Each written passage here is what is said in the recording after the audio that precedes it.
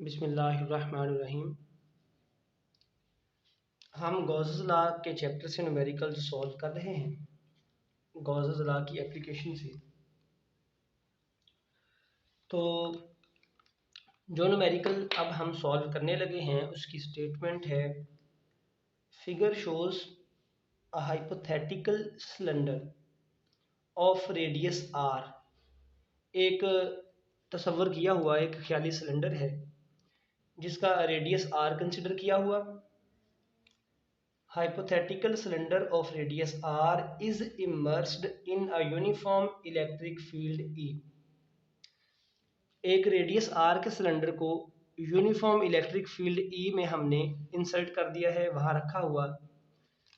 The cylinder axis being parallel to the field, और cylinder इस तरह से रखा हुआ है कि जो सिलेंडर का एक्सिस है वो एक्सिस इलेक्ट्रिक फील्ड लाइंस के पैरेलल है। Find electric flux for this closed surface. हमने इस क्लोज्ड सरफेस के लिए जो कि सिलेंडर की सूरत में है इलेक्ट्रिक फ्लक्स कैलकुलेट करना है। तो हम गिवन सिचुएशन के मुताबिक एक डायग्राम बनाते हैं। ये एक हमने फर्ज कर लिया कि सिलेंडर है और इसका रेडियस स्टेटमेंट के मुताबिक गिवन है कि आर के इक्वल है। और दूसरी बात ये की गई है कि जो सिलेंडर का एक्सिस है, सिलेंडर का एक्सिस और इलेक्ट्रिक फील्ड लाइंस एक दूसरे के पैरेलल हैं। Suppose this is axis of cylinder, और स्टेटमेंट के मुताबिक electric field E and axis of cylinder are parallel to each other. तो अब इलेक्ट्रिक फील्ड की डायरेक्शन राइट हैंड साइड भी हो सकती है और लेफ्ट हैंड साइड की तरफ भी, लेकिन इलेक्ट्रिक फील्ड लाइंस सिलेंडर के एक्सिस के पैरेलल हैं। सो मैं ये फर्ज कर लेता हूँ कि ये इलेक्ट्रिक फील्ड की डायरेक्शन है। इलेक्ट्रिक फील्ड लाइंस सिलेंडर के एक्सिस के पैरेलल, और मैंने फर्ज किया कि इलेक्ट्रिक फील्ड की डायरेक्शन है टुवर्ड्स राइट। अब हम इस क्लोज्ड सरफेस में से फ्लक्स कैलकुलेट करना चाहते हैं।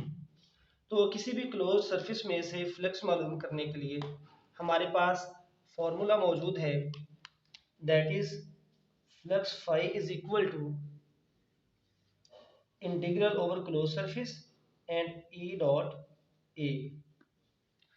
यहाँ पे हम डी ए भी लिख सकते हैं जैसा कि बुक में लिखा हुआ।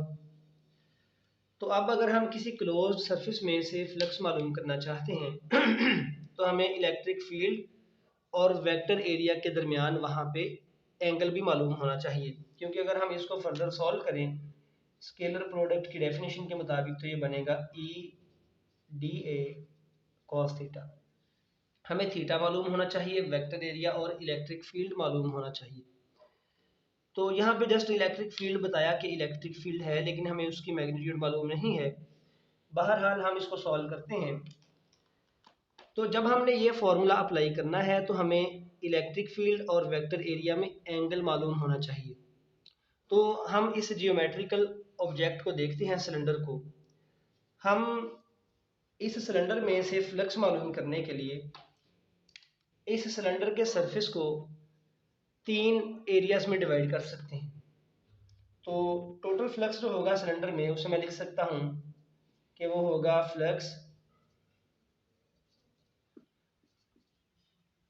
Through left and flat surface,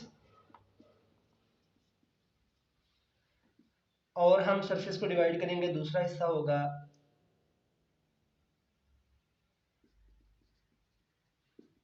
flux through right and flat surface, और तीसरा हम इसका हिस्सा बनाते हैं तीसरा हम पार्ट यहाँ पे लिख लेते हैं, और तीसरा है फ्लक्स थ्रू कर्व्ड सरफेस।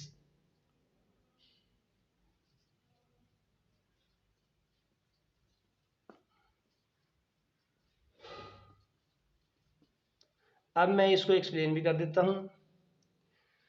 जो हमारा सिलेंडर है, हम उस सिलेंडर के सारे सरफेस को 3 हिस्सों में इस तरह डिवाइड कर रहे हैं कि जैसे ये एक मार्कर है मेरे पास, सपोज ये एक सिलेंड्रिकल ऑब्जेक्ट है, एक इसका ये फ्लैट सरफेस होगा उसे मैंने यहाँ पे डायग्राम के मुताबिक कह दिया, ये लेफ्ट एंड फ्लैट सरफेस है, एक राइट एंड पे फ्लैट सरफेस इस तरह का, और एक ये कर्व्ड सरफेस है सिलेंडर का।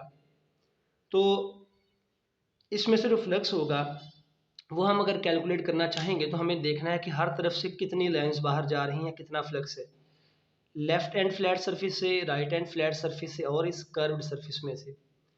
तो हर एक के साथ इलेक्ट्रिक फील्ड का एंगल डिफरेंट होगा इस डायग्राम के मुताबिक। तो अब हम वेक्टर एरिया की और इलेक्ट्रिक फील्ड की डायरेक्शन देखते हैं। वेक्टर एरिया को डिफाइन किया हुआ पिछले लेक्चर्स में भी कि वेक्टर एरिया एक ऐसा वेक्टर है जिसकी डायरेक्शन एरिया के प्लेन के नॉर्मल होती है, एरिया के प्लेन के नॉर्मल उसके परपेंडिकुलर। तो ये जो राइट एंड फ्लैट सरफेस है इसका वेक्टर एरिया होगा इसके प्लेन से बाहर की जानिब, और लेफ्ट एंड पे फ्लैट जो सरफेस है इसके वेक्टर एरिया की डायरेक्शन होगी इसके प्लेन के परपेंडिकुलर बाहर की जानिब। और जो कर्व्ड सरफेस है इस तरह का, उसके वेक्टर एरिया की डायरेक्शन किसी पॉइंट पे लेनी हो तो उसके किसी भी पॉइंट पे वेक्टर एरिया होगा नॉर्मली बाहर की जानिब। तो यहाँ पे ये कर्व्ड सरफेस के लिए वेक्टर एरिया की डायरेक्शन होगी, मैंने एरोस लगा के बता दिया। अब हम थोड़ा सा मजीद गौर करें तो हम ये देखेंगे कि राइट एंड फ्लैट सरफेस के लिए इलेक्ट्रिक फील्ड और वेक्टर एरिया सेम डायरेक्शन में है। लेफ्ट एंड फ्लैट सरफेस में देखें तो वेक्टर एरिया और इलेक्ट्रिक फील्ड इस तरफ है, इलेक्ट्रिक फील्ड और वेक्टर एरिया एक दूसरे से ऑपोजिट डायरेक्शन में है, इनमें 180 एंगल होगा। और कर्व्ड सरफेस के लिए अगर हम देखें, हम इसी लाइन को यहाँ से ऐसे बढ़ा के देख सकते हैं, इधर मैं ड्रा कर देता हूँ, ये वेक्टर एरिया की डायरेक्शन और ये इलेक्ट्रिक फील्ड की डायरेक्शन कर्व्ड सरफेस के लिए। तो यहाँ एंगल बन रहा 90 के इक्वल। तो अब अगर मैं इस सिलेंडर के क्लोज सरफेस में से फ्लक्स निकालना चाहता हूँ तो मैं इस इंटीग्रल को 3 पार्ट्स में लिख सकता हूँ। मैं लिखूंगा फ्लक्स इज इक्वल टू, ये होगा flux through left and cap surface, left hand का जो फ्लैट सरफेस है मैंने यहाँ पे एल लगा दिया, दैट इज ई डी ए। और लेफ्ट हैंड के लिए हम देखते हैं एंगल है 180। एरिया और इलेक्ट्रिक फील्ड एक दूसरे से ऑपोजिट डायरेक्शन में, तो आ जाएगा कॉस 180, थीटा की जगह पे 180 आ गया। नेक्स्ट मैं राइट एंड फ्लैट सरफेस के लिए लिखता हूँ ई और डी ए सेम डायरेक्शन में है, तो ये फॉर्मूला बनेगा ई डी ए कॉस 0 डिग्रीज। और जो कर्व्ड सरफेस है मैं उसके लिए भी यही एक्सप्रेशन लिखूंगा, उसके लिए फ्लक्स लिखेंगे, यहाँ पे सी लगा दिया फ़र्क बताने के लिए तीनों में, ये होगा ई डी ए कॉस 90। और अब हम जानते हैं कि कॉस 90 का आंसर तो 0 है, इसकी वजह से ये सारा इंटीग्रल 0 होगा। और यहाँ पे हम देखते हैं कॉस 180 का answer -1, so I write it as E D A cos 180 का आंसर -1 प्लस ये भी होगा ई डी ए कॉस 0 का आंसर 1 है, और यहाँ पे ई डी ए कॉस 90 का आंसर 0। इस 0 की वजह से सारा इंटीग्रल 0, और ये इंटीग्रल बनेगा minus E D A and plus E D ए, और ये बन गया 0। अब हम यहाँ से देख सकते हैं कि जितना लेफ्ट एंड के फ्लैट सरफेस से फ्लक्स है उतना राइट एंड से है, लेकिन दोनों के साइन में फ़र्क है। जब इलेक्ट्रिक फील्ड लाइंस किसी क्लोज सरफेस में एंटर हो रही हों तो तब हम लिखते हैं फ्लक्स नेगेटिव, और जब किसी क्लोज सरफेस में से इलेक्ट्रिक फील्ड लाइंस बाहर जा रही हों तो तब फ्लक्स होगा पॉजिटिव। राइट हैंड से लाइंस बाहर जा रही, फ्लक्स पॉजिटिव है, इधर से लाइंस एंटर हो रही क्लोज सरफेस में, फ्लक्स नेगेटिव है। तो ये नेगेटिव और पॉजिटिव फ्लक्स की अमाउंट इक्वल है, दोनों एक दूसरे को कैंसिल करेंगे, तो हमारा जो नेट फ्लक्स है क्लोज सरफेस में से वो आ जाएगा 0 के इक्वल। तो ये हमारे इस न्यूमेरिकल का रिक्वायर्ड आंसर है।